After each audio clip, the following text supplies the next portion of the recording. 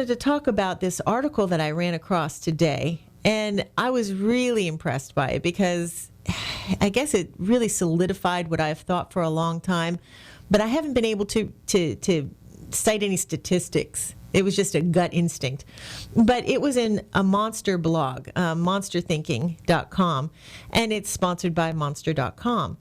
And it's titled, Why Your Employee Motivation Program Isn't Working by Paul Marciano.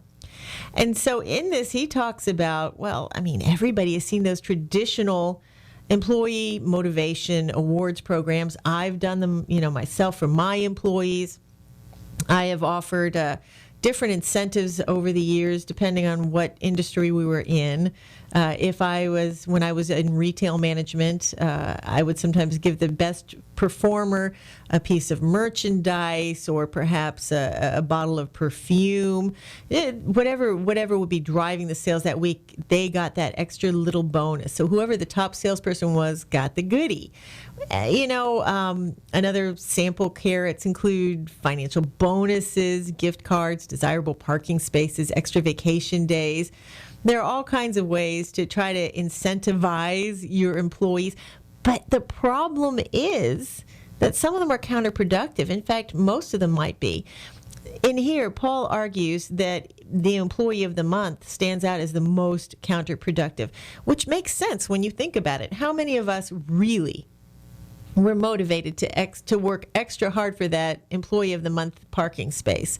We all know that it only goes to one salesperson, one top performer. And how many employees are you competing with to get the employee of the month or employee of the week even? It's a tough gig. And so it ends up being somewhat of a disincentive because people say, there's no chance. I can't achieve that. Why would I? Why am I going to try to be employee of the month or of the week when we know that Sally over here or John Smith is going to get it again, as they have 6 months out of the year, 9 months out of the year? There's just not a chance. I'm just not that good. And so people automatically actually tone themselves down a little bit. Why bother to work at all for it? Because you're not going to get it anyways. It tends to be very adverse. So instead, what they recommend, or at least what I'm assuming Paul is going to recommend, and certainly what I recommend, is that you just keep the pay up there. You definitely want to make it a situation where the employees are being compensated fairly. And of course, it doesn't hurt to have commission on top of a base salary because that gives them the extra incentive to keep moving along, even on the days they don't feel like it.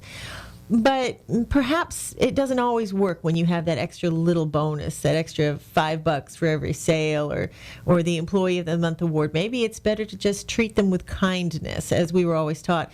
Now, I've talked in the past about the criticism sandwich. If you have a problem with an employee, you don't use the criticism sandwich anymore. That's an old technique that just is not recommended. Now they say, get the ugly out first, tell them what's wrong. Tell them politely, but tell them what they're doing wrong, and then give them the praise, because they're going to pay attention to what you have to say right up front, and sandwiching it in between with the praise. Well, they don't really care. They know what's coming if you start saying, hey, I've been watching you. You've been doing a great job over here, but they wait for the but.